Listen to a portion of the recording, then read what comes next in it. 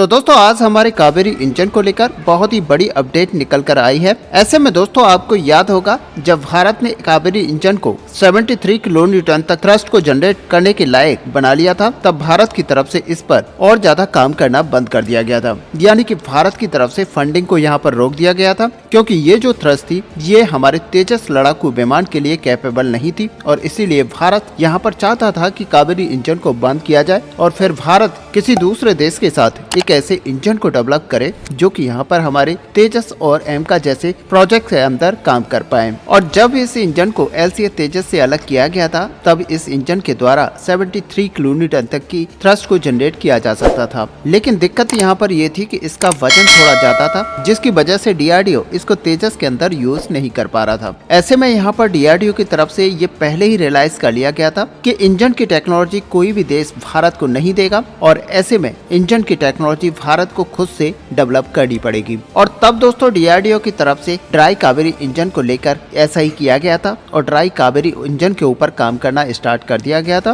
क्योंकि घातक यूसीएवी के अंदर लगाया जाने वाला इंजन ड्राई कावेरी इंजन ही था। बेसिकली दोस्तों आपको बता दें कि ड्राई कावेरी इंजन का ही एक मॉडिफाइड वर्जन है, जिसमें आफ्टर बर्नर का इस्तेमाल नहीं किया जा रहा था और इसके अंदर एक नए तरीके के फैन का इस्तेमाल किया जा रहा था। हालांकि कुछ ही दिन पहले इस इंजन को रसिया ले जाकर टेस्ट किया गया था और इसके हाई एल्टीट्यूड टेस्ट को कंप्लीट किया गया था। और कुछ समय पहले यहाँ पर गोदरेज कंपनी को ऑर्डर दिए गए थे कि गोदरेज कंपनी इसके प्रोटोटाइप बनाएगी और जिनके ऊपर भारत के अंदर ही ग्राउंड टेस्टिंग की जाएगी और उसके बाद में यहाँ पर फ्लाइंग टेस्ट पैड के ऊपर माउंट करके रसिया के अंदर इसको टेस्ट किया जाएगा। ऐसे में दोस्तों अगर देखा जाए तो भारत की तरफ से ड्राई कावेरी इंजन को बनाते बनाते कई सारी और चीजों को भी डिस्कवर किया गया है और ऐसे में आफ्टर बर्निंग कावेरी इंजन को एक शॉट यहाँ पर दिया जा रहा है। और इसमें दोस्तों यहाँ पर आइडिया कुछ इस तरह से लगाया जा रहा है कि अब जो ड्राई कावेरी इंजन बनकर तैयार होगा ये हमें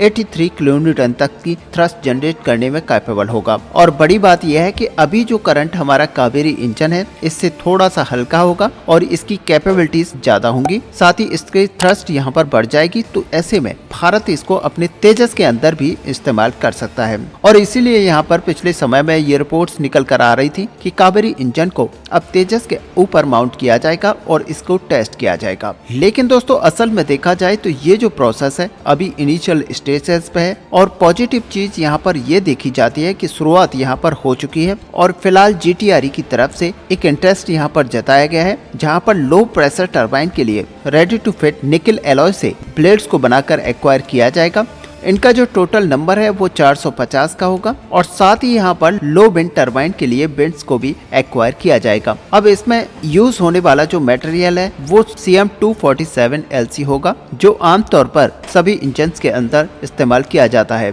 ऐसे में दोस्तों यहाँ पर कुल मिलाकर देखा जाए तो अब हमारे जो ड्राई कावेरी इंजन को बनाकर तैयार किया जाएगा उसके अंदर कुछ अहम चेंजेस किए जा रहे हैं और सबसे बड़ा एक जो चेंजेस है वो यहाँ पर इसके वेट को लेकर है, जहाँ पर इसके वेट को कम किया जाएगा वहीं इसके ब्लेड्स को भी कुछ ऐसे मटेरियल से बनाया जाएगा जो कि काफी हल्का होता है। अब दोस्तों अगर पूरे डेवलपमेंट की टाइमलाइन को यहाँ पर बात की जाए तो जिस दिन भारतीय सरकार की तरफ से यहाँ पर फंडिंग स्टार्ट कर दी जाएगी तो वहाँ से 2 साल के अंदर इन पूरे इंजन को बनाकर तैयार कर लिया जाएगा। और आपको बता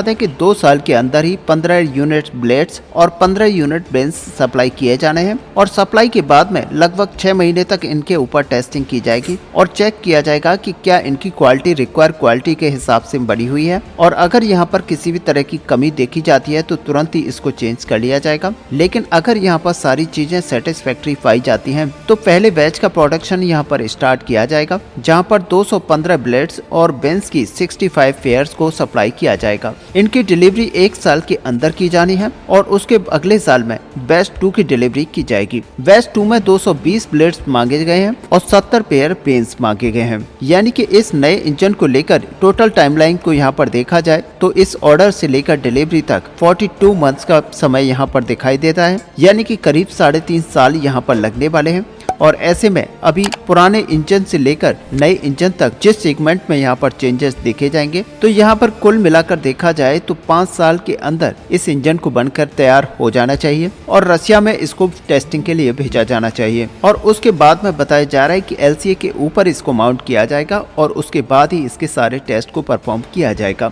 और साथ ही उसके बाद में ही इसके सर्टिफिकेशन प्रोसेस को कंप्लीट किया जाएगा। और अभी जो LCA तेजस मार्क 1A के ऑर्डर्स हैं उसके लिए इस इंजन का उपयोग नहीं किया जाएगा, लेकिन जब फ्यूचर में LCA तेजस को री इंजन किया जाएगा यानी कि उन्हीं फाइटर जेट्स के अंदर दोबारा से इंजन को लगाया जाएगा, तब तक कावेरी इंजन बनकर तैयार हो जाएगा। वैसे दोस्तों कुल मिलाकर अगर देखा जाए तो GTRE और DRDO मिलकर इस पर काफी तेजी से काम कर रहे हैं और जिस तरह से GTRE की तरफ से इसको लेकर डेवलपमेंट दिखाया गया है वो वाकई यहाँ पर काबिले तारीफ है। और दोस्तों इसके साथ ही एक और रिपोर्ट आपको बता दें कि अब भारत एक ऐसा हथियार बनाने जा रहा है जिसके सामने भारत के दुश्मनों के हथियार घुटने पर होंगे। यहाँ पर पूरे यूरोपियन यूनियन में भारत के इस मिसाइल की टक्कर का कोई भी मिसाइल नहीं होगा। जैसा कि अभी तक आपने देखा कि भारत के पास पिनाका रॉकेट लॉन्चर के बारे में बहुत कुछ सुना है, लेकिन दोस्तों आपको जानकर ये हैरानी होगी कि भारत का यह पिनाका मल्टीपल बैरल रॉकेट अपनी टेक्नोलॉजी की वजह से दुनिया के टॉप 5 रॉकेट लॉन्चर की लिस्ट में शामिल हो चुका है। और ऐसे में पहले नंबर पर अमेरिका का हिमर्स है, उसके बाद में BM-30 रूस का स्मैर्च है,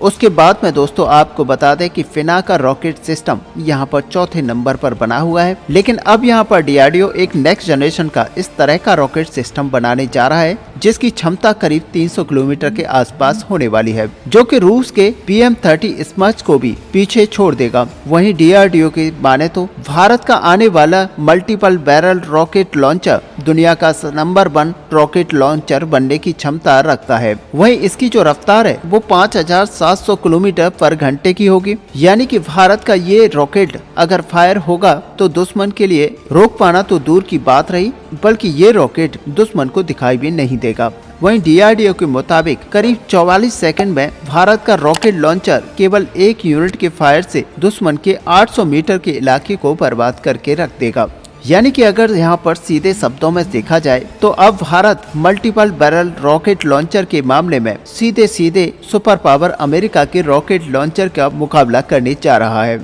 और साथ ही दोस्तों आपको बता दें कि भारत केवल यहाँ पर नहीं रुकने वाला है, बल्कि भारत इस पिनाका रॉकेट का बड़ी मात्रा में एक्सपोर्ट करेगा। और आपको पता ही होगा कि भारत अभी भी पिनाका रॉकेट सिस्टम का बड़ी मात्रा में एक्सपोर्ट कर रहा है। ऐसे में बता दें कि आर्मेनिया को भारत ने बड़ी मात्रा में पिनाका रॉकेट सिस्टम को एक्सपोर्ट किया है और कुछ की संख्या में अभी पिनाका रॉकेट सिस्टम आर्मेनिया के अंदर पहुंच भी चुका है। ऐसे में कई देश हैं जो कि अभी भी पिनाका रॉकेट सिस्टम को भारत से खरीदना चाहते हैं। और सच मानिए कि ये देशों की जो लिस्ट है वो काफी लंबी है और ऐसे में भारत डिफेंस के क्षेत्र में अब बहुत ही तेजी से आगे बढ़ने वाला है, जिसके तहत भारत अपने आकाश डिफेंस सिस्टम और पिनाका मल्टी रॉकेट सिस्टम को काफी बड़ी मात्रा में एक्सपोर्ट करने वाला है। ऐसे में दोस्तों आपका इस पूरे टॉपिक को लेकर क्या व्यू है, आप अपना व्यू हमें कमेंट पे लिखकर बता सकते हैं। साथ ही अगर वीडियो आपको अच्छी लगे तो लाइक और शेयर करना ना भूलें। मिलते हैं नेक्स्ट वीडियो में, तब तक के लिए जय हिंद जय भारत।